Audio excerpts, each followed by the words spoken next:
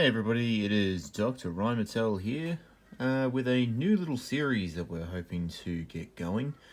I'm not sure really what to call it yet. Maybe Tales from the Workshop or Workbench or something like that.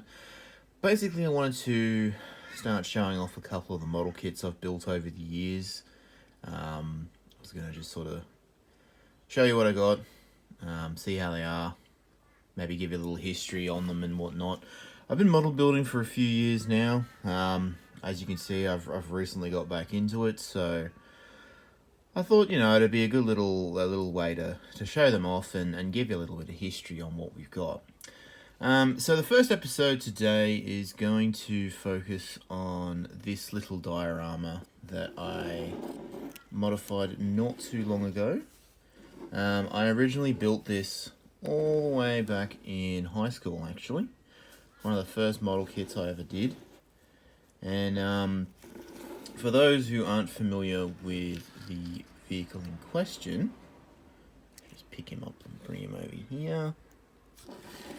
This is a German Sturmgeschütz 3, or commonly known by just its shortened name, Stug 3, or Stug 3, depending on who you talk to. The Stug was based off of the German Panzer III medium tank. It was originally designed as a infantry support weapon with a short barrel 75mm gun. Later in the war, they were upgraded to a long barrel 75 as their potential as a tank destroyer was realised. They proved to be one of the most mass-produced vehicles of the war, of course being based off of the Panzer III medium tank, which already was one of the most mass-produced vehicles for the Germans.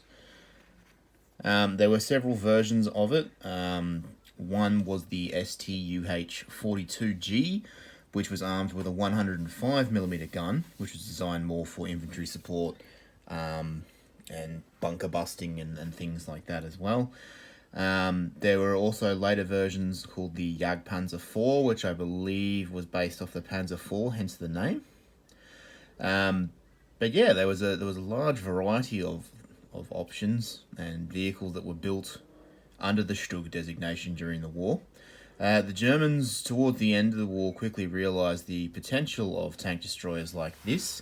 They were smaller, cheaper to repair, or cheaper to build, I should say, sorry, and a lot easier to get a hold of than a main battle tank or a heavy tank such as the Tigers and the Panthers and whatnot.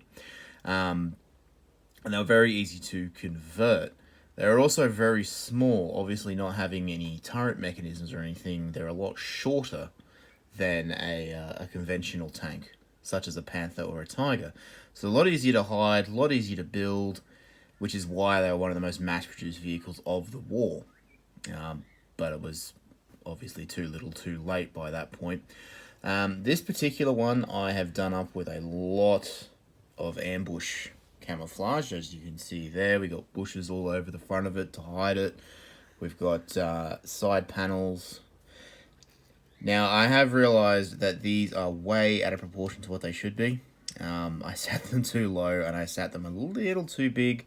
Side skirts like this were actually fitted on them as a means to try and defeat high explosive tank rounds. The idea was that the tank round would detonate against the shield rather than the vehicle itself. It's a similar concept that is used even today. You'll see a lot of British vehicles in particular in desert areas will have like a cage type armor around the vehicle to try and defeat high explosive rounds from things like RPGs and whatnot.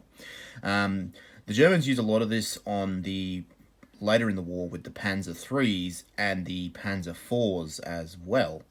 The Tigers and the Panthers never had it fitted as far as I've seen, although I've always debated about scratch building a Tiger or something with some spaced armor just to see what it would look like and see, just something like a what-if scenario style thing.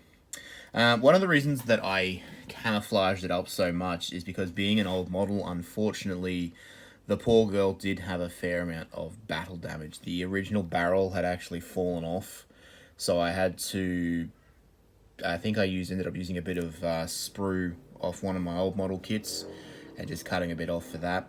The tracks, unfortunately, are completely gone. Well, not completely gone. If we have a little look underneath here, you'll see the center of the tracks has failed. I did try to staple them. We even tried gluing them and all sorts of things back in high school. Didn't quite work. So the tracks are still there, but the side skirts were kind of put on mainly to try and hide them. So, well, not the best thing, but yeah.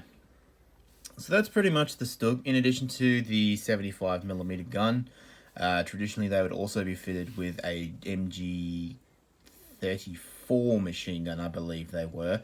A lot of people tend to think of the MG42 when it comes to German machine guns, but a lot of the tanks up until late in the war were actually fitted with the earlier MG34, which was similar but not quite as iconic. The MG42 traditionally, and I'll get my little pointer thing here, traditionally would sit just in front of this little chap here. If I can turn this around, there's actually a little gun shield just here. Now the kit never came with it, but traditionally there would be an MG42 which would be set up here to shoot through here to defend from infantry. One of the main enemies of these things, of course, is actually infantry, believe it or not, as the Germans found out the hard way. I haven't got a model of it, but there was a tank destroyer they built based off of the Porsche Tiger prototype, known as the Ferdinand. The Germans also called it the Elephant. It was a fixed 88mm casemate tank destroyer, but it had no machine guns. And they used them during the Battle of Kursk in 1943, where they discovered that without any machine guns, it was very easy for infantry to advance on the machine and take it out, either setting it on fire or using anti-tank weapons or dropping grenades or anything like that. So it's always important, no matter how big this is, you gotta have machine guns to keep these little guys away, or else there's gonna be trouble. So this is the little diorama that I set up for it as well. It's basically just a simple little thing, a couple little dudes preparing a little ambush scenario, as you can see there. And yeah, so that's my little Stug. That's my little Stug there. I'm very proud of it. Very proud of the repair job I did. So yeah, let me know what you think. See if you want to see more videos like this. And hopefully we will catch you with more tales from the workshop later on.